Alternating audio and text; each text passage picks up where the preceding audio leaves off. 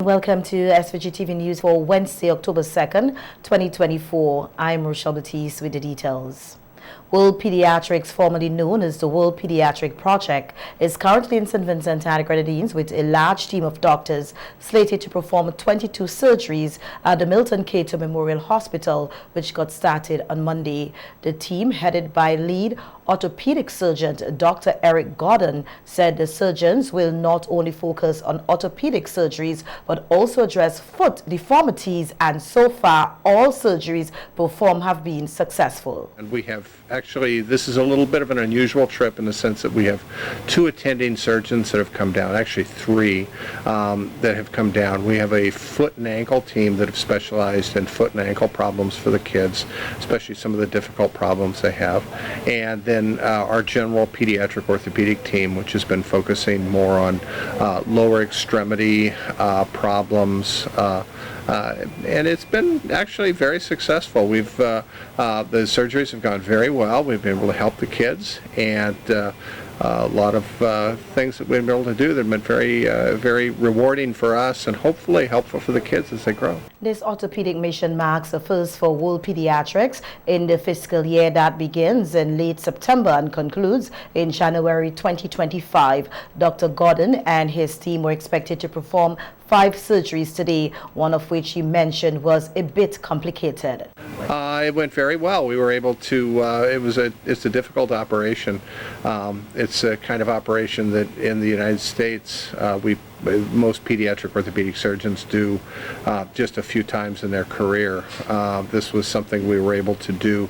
It's something I do fairly commonly down here because of the problems we run into. But we were able to rearrange the child's joint to make it function better, and then we're going to do this with the idea that eventually we'll do a definitive procedure to straighten out her leg completely. But this was kind of a preparatory procedure that went very smoothly, and I think she's going to do very well with it. It's called a tibial plateau elevation. The tibia is the bone just below the big bone just below the knee, and in this situation the joint was deformed, so we had to cut the bone and change the shape, do what we call a medial plateau elevation, where we move that back into place and then we hold it in place with some screws and some plates. One of the nurses with the orthopedic team, who has been volunteering her time, shared that it is rewarding to work with World Pediatrics. Surgeries as well. We also have an orthotist down here on our trip as well. She sees all of our patients preoperatively and postoperatively, fitting any kind of braces that they might need long term to help prevent any future deformities as well. So that's very important for our trip. We also bring representatives with us that are experts in the implants and devices that we use during the procedures. So a big team. One of the great things I love about orthopedics is I feel like that I am learning something new every day. You can see a child that might not be able to even stand, and just something that we do, whether it's therapy, bracing, or even surgery, they can get up and just stand. You know, there's children out there that, you know, their whole outlook on life can change if they can just stand and be involved in their community. So I find that very rewarding. SVG's Program Director at World Pediatrics, Sigmund Wiggins, reports that St. Vincent and the Grenadines continues to host children from various countries to ensure they receive surgeries by World Pediatrics. This year, as the fiscal year mission commences, Wiggins expressed his pleasure at having children from 4 different participating countries. Conducted 8 surgeries to date, and they're currently in surgery. We have 5 surgeries scheduled for today, and the remainder will be done on Thursday, which is our last surgical day. So far it has been an exciting team. Most of the children who had surgeries have already been discharged and are ready to go back to the respective islands. So we had families coming in from Dominica, Grenada, St. Lucia. And so for those team seeing kids as well, for those kids, they were seen first, and then we have the local families from St. Vincent who will also do surgeries. Wiggins added that there are fewer children from St. Vincent and the Grenadines undergoing orthopedic surgeries this time around. Kids had 2 that came 1 had surgery. Grenada had 10 that came. 8 had surgeries, 8 scheduled for surgeries. St. Lucia has 6 and 4 scheduled for surgeries, and 1 from Dominica who came for surgery but had to do some other medical workup, MRI and stuff. So those ones we had to reschedule to the next surgical mission, orthopedics mission, which would be in April next year. From St. Vincent, we have 3 scheduled for surgeries. The theme will be leaving this weekend as another mission focused on scoliosis surgeries is set to begin on October 12th. In other local news now, we hear that while schools in the Southern Grenadines have started, 2 schools on Myro have not yet reopened for the new academic year. Prime Minister Dr. Ralph Gonsalves, who visited the island yesterday, explained on radio today that repairs took longer than expected due to the schools being used as shelters, but students will soon resume classes. I visited the school in Myro, but Myro is starting. Maybe Myro may start tomorrow or maybe Friday. Preliminary stuff. Because the building had to be repaired. Or the 2 buildings. Right. One which is the preschool and the primary school. Because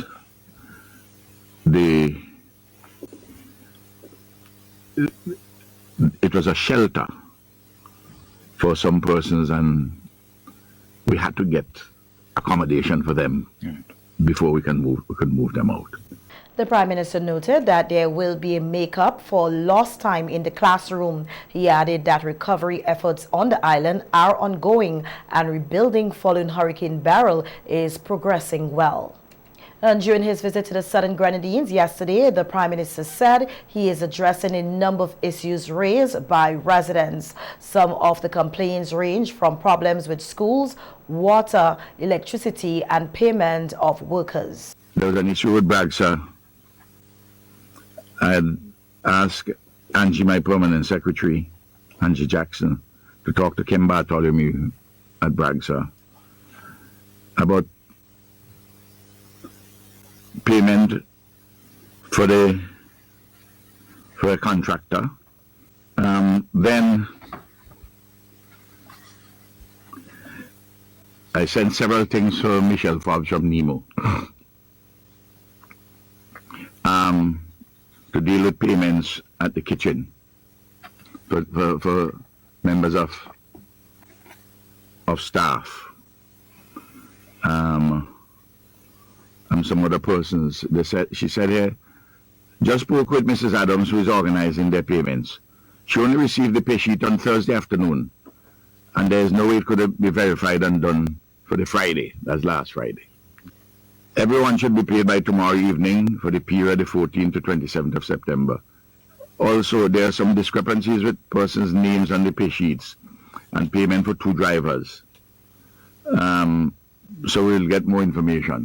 The Prime Minister also reported that electrical installations are progressing well on Union Island and Myro, with over 500 inspections completed on Canawan. In Canawan, over 500 houses have already been inspected and approved, and I'm told 100 on the list for the electrical inspectorate. We have to increase the number of electrical inspectors in order to get all the work done, because they have to do their regular work, plus this is clearly additional.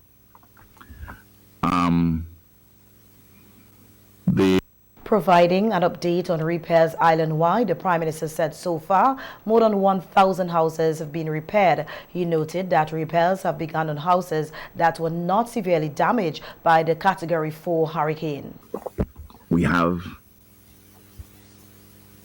well, when I came back and I spoke to Orlando, over 1,000 houses are being worked on. There are mainly level 1 and 2, some level 3 and 4. HLDC is rolling out in each constituency They would have started yesterday, I'm advised, in several of the constituencies, dealing with level 3 and level 4.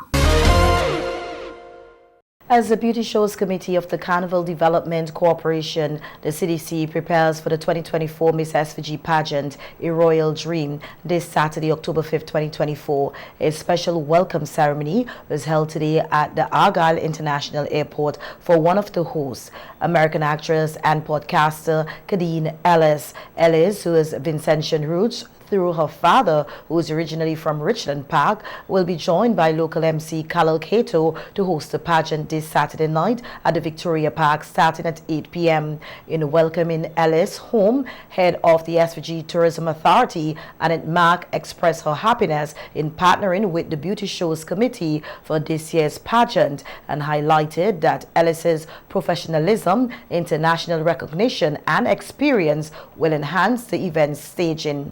Matt noted that Ellis and her husband, who is also an American actor, will be able to use their platform to promote a destination SVG. In keeping with one of our new directions for the SVGTV, which is to expand our digital footprint by utilizing digital platforms to increase our marketing reach, the Tourism Authority will collaborate with the Beauty Show Committee to capture content featuring Deval and Kadeen, promoting St. Vincent and the Grenadines with the incredible content that Ms. Ellis and Deval will contribute to, combined with their digital reach.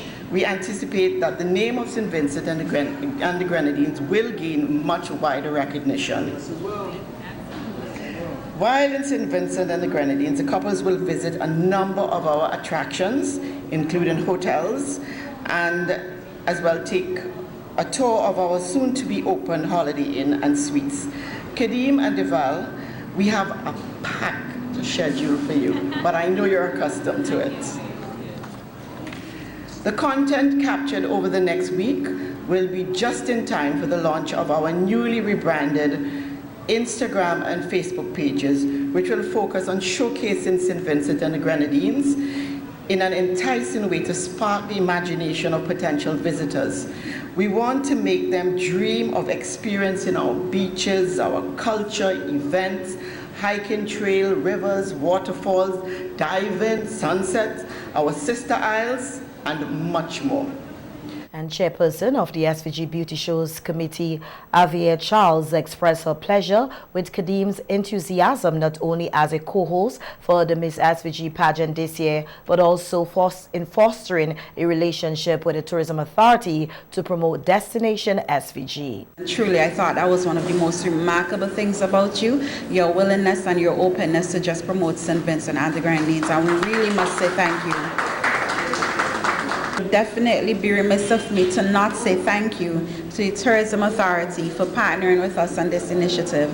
To the newly appointed CEO, Ms. Annette Mark, sincerely from the bottom of our heart, not just my heart, but my entire team, the Beauty Shows Committee, and the Carnival Development Corporation, thank you so much for recognizing the importance of bringing Kadeen Ellis here and ensuring that it's a 2-for-1. So the Miss SVG benefits and also the entire St. Vincent and the Grenadines benefit. Thank you so very much. To everyone else, thank you for being here, and we do look forward to seeing all of you on the night of October 5th. For her part, an emotional Kadeen Ellis said she is proud of the opportunity to host the Miss SVG pageant and to give back to a place she calls home. My pageant background, it seemed kind of like a given, right? Something I've done, it's familiar. However, for me, the sense of pride that I feel for St. Vincent and the Grenadines, for home, is overwhelming. I look at the opportunities that I've been able to have with such humble beginnings from my father's side of family. My mom being from Jamaica as well, and I rep both countries, but to be back where my dad was from and to see the humble beginnings and the opportunities that he's been able to afford me to reach my goals and to dream bigger and to do bigger, I now feel a great responsibility to pay it forward. I really believe. I really, truly believe deep down in my heart that God has blessed me, my husband, my family in abundance. And because of that, I have a deep responsibility to give back to where I came from. 6 young ladies will be vying for the Miss SVG title 2024. And in recognition of International Day of Older Persons, observed annually on October 1st, some members of the Royal St. Vincent and the Grenadines Police Force paid a visit to the Garden of Eden home for the elderly here at Dorsetshire Hill yesterday. During the visit, members of the police band serenaded the home's occupants and shared stories with them. Here's a snippet from the visit. We want to wish you a very happy, productive, pleasant and blessed day as we recognize you, your efforts, what you have done for our country. Our country was built on your sweat and tears, and so today we are just giving back a small token of our appreciation for all that you have done. There is that we ought to respect our elderly and respect their contribution. And we are here because we respect you, we love you, we care about you, and we appreciate your contribution to our nation.